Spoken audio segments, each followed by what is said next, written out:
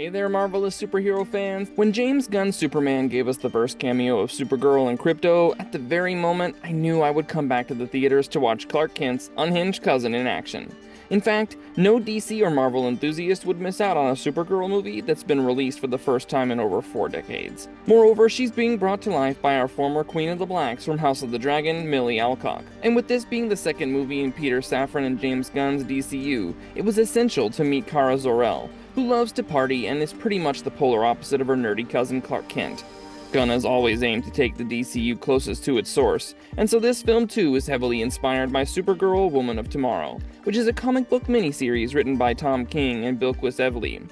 As the original film for Kara sees her team up with a young girl named Rudy, Supergirl undoubtedly sets the stage for Kara to play a much more important role in the near future of DCU. Having said that, let's discuss what actually happens in Supergirl. This does not look like this is gonna end well for you guys. Supergirl begins with a flashback to the destruction of Krypton, immediately revealing more of Kara's past as her parents Zor-El and Allura escape with thousands of other survivors to Argo City. Now, in order to save the city, Zor-El activates a powerful force field that breaks Argo City away from the doomed planet, thus allowing it to survive while the rest of Krypton is destroyed. 8 years from that event, Kara is born, and she spends her early childhood in Argo City. But unfortunately, the refuge is not as safe as it first seems, as the city's separation from Krypton has exposed it to kryptonite, and the constant radiation exposure is slowly poisoning its citizens.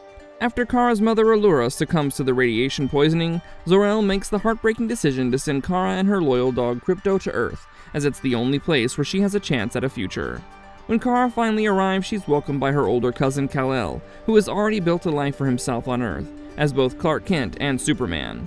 Now, in a world that feels completely unfair, Kara has to navigate life on Earth while coming to terms with her past, before embracing her own identity as the world's newest hero, Supergirl. We then fast forward to the current day, which is apparently Kara's birthday. However, birthdays are not exactly something Kara Zor-El looks forward to anymore. With her home planet destroyed and her family long gone, turning 23 only reminds her of everything she's lost. So instead of celebrating, she spends her days drifting from one red sun dive bar to another, and binge drinking just to numb the pain. Kara also ignores every call from her cousin Clark, passed out in the bathroom, and even wakes up to find Krypto has turned her entire spaceship into his personal bathroom. But things take an unexpected turn on a dusty red sun planet, when Kara crosses paths with a young girl named Rudy Mary Knoll, who has recently lost her own family. Rudy is basically looking for a mercenary to hunt down Krim of the Yellow Hills, the ruthless leader of a space pirate faction known as the Briggins, who murdered Rudy's father, Elias Knoll, and was also involved in the horrific trafficking of young women across the galaxy. This girl is armed with a sword and is clearly driven by revenge. Initially, when Rudy asks Supergirl to help her, the latter rejects. But then Krim ends up hijacking Kara's ship alongside many Briggins, and when she tries to stop him, he makes the terrible mistake of shooting Krypto with a poisonous dart. After learning that Krypto only has 3 days to live, Kara decides to chase Krim down and get her hands on an antidote that can help Krypto live. Not only that, saving Krypto's life becomes the main catalyst that motivates Kara to pull herself out of the downward spiral, reluctantly team up with Rudy, and then go on an adventure to track down Krim across the galaxy.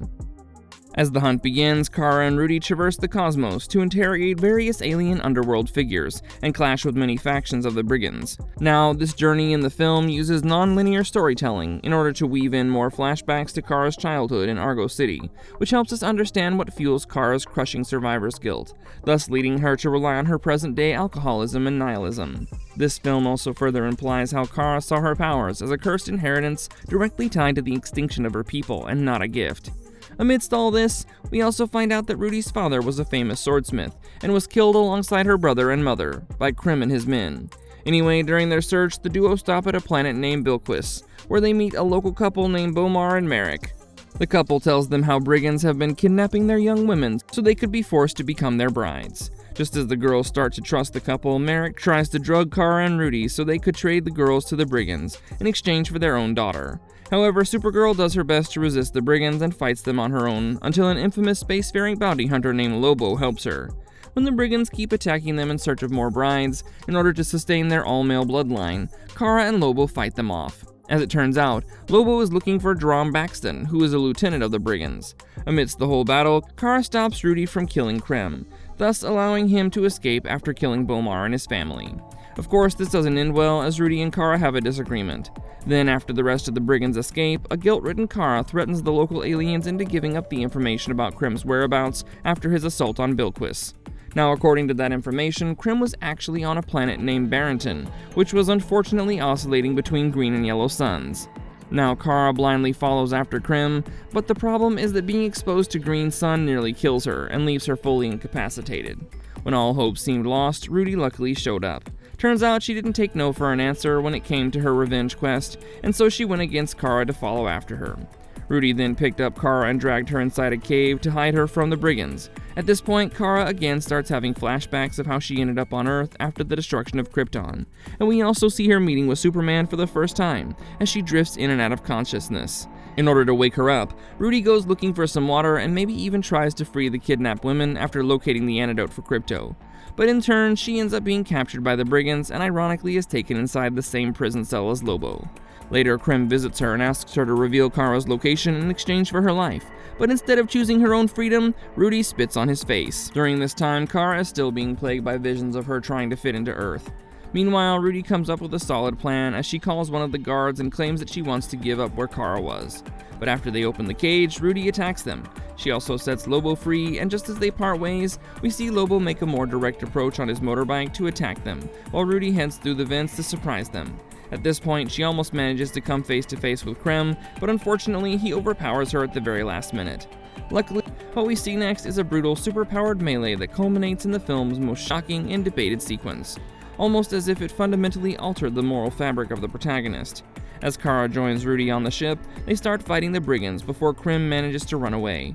But it doesn't take long for Kara to catch up to him, and after some pretty epic Mad Max-style action, Supergirl and Lobo defeat all the Briggins and free all the captive women they had kidnapped all these years. However, when Rudy brings the blade of her sword close to Krim's neck, Kara begs her not to kill him, as he would have to live with it for the rest of his life. In her attempt to try and reason with Rudy, Kara warns her that revenge would not bring her the closure she was looking for, and after a lot of struggle, Rudy reluctantly agrees. Then in a shocking twist, we see Supergirl pick up the sword as Rudy walks away and uses it to kill Krim herself. By the end of the film, Kara recovers the antidote from Krim and then returns back to Krypto in order to save him from the poison that was shutting down his body. Of course it works as the playful pup returns to his mischievous self in absolutely no time. Kara simply watches as Krypto plays with Rudy, while thinking about how she would leave the young girl alone. After a bit of hesitation, she asks Rudy if she wanted to come along with her to celebrate her birthday next week. And just like that, they jump on the ship and head off. But we don't see exactly where they end up. They definitely said their goodbyes, as sometime after, Kara returns to Metropolis and walks into Clark Kent's apartment alongside Krypto. She finally admits that she was done bouncing around the universe and was ready to stay on Earth for a while in order to become the hero she was meant to be. Kara also admits that Clark could really have used her help with the last guy, but Superman was really just relieved to have his sister back. However, the thought of Krypto staying with them certainly irked him a bit. Supergirl ends on a wholesome note as Clark runs after Krypto, while warning him not to eat chocolate. Well, this brings us to the very end of the video. By the end of Supergirl, we see how Kara has fully embraced what it means to be a hero. Early in the movie, she was more than happy to throw punches just because she enjoys the fight. But everything changes during the battle on Bilquis when Krim brutally murders an innocent family right in front of her. The moment shakes Kara to her core, leaving her consumed by guilt and determined to stop him, even if it means chasing him down on her own. In fact, the final showdown on Barrington highlights just how much Kara has changed, because we see much of the battle through Rudy's eyes, which makes Kara seem larger than life. Rudy repeatedly raises her sword to take revenge, but every time she's about to strike, Kara steps in. In that sense, she's not just protecting Rudy from danger, but also protecting her from making a choice that could haunt her forever. Their bond is built on shared grief because both Kara and Rudy have lost their homes and families, but Kara has learned that revenge does not heal that kind of pain. Hence, she didn't want Rudy to carry the same emotional scars that she struggled with. By taking down Krim herself, Kara actually ended the threat while sparing Rudy from becoming a killer. It was truly a defining moment that showed us how Kara has adopted the same core belief as her cousin Superman, because a hero's greatest strength is not in fighting enemies, but in protecting people, even from the darkest parts of themselves. And of course, she also rescued the women Krim had captured, thus proving that saving lives is what truly defines Supergirl. Well, that was my 2 cents on the film. What are your thoughts and opinions on Supergirl? Let us know in the comment box down below.